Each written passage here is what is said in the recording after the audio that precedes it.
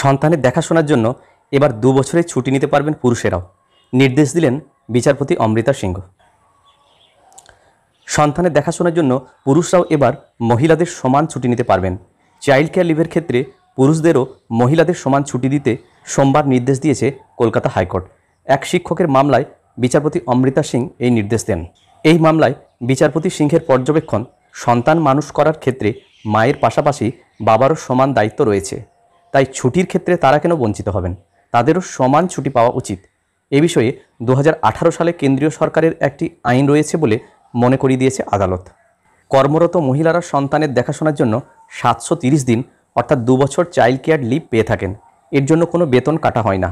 এ রাজ্যে পুরুষদের ওই ছুটি দেওয়া হয় মাত্র 30 দিন, তার বেশি ছুটি নিলেই বেতন থেকে কেটে নেওয়া হয়। এই পার্থক্যকে চ্যালেঞ্জ করে হাইকোর্টে মামলা করেছিলেন ওই শিক্ষক। আদালত জানায় রাজ্যকে এ বিষয়ে পদক্ষেপ করতে হবে। আগামী 3 মাসের মধ্যে রাজ্যকে এ বিষয়ে নির্দেশিকা জারি করতে হবে।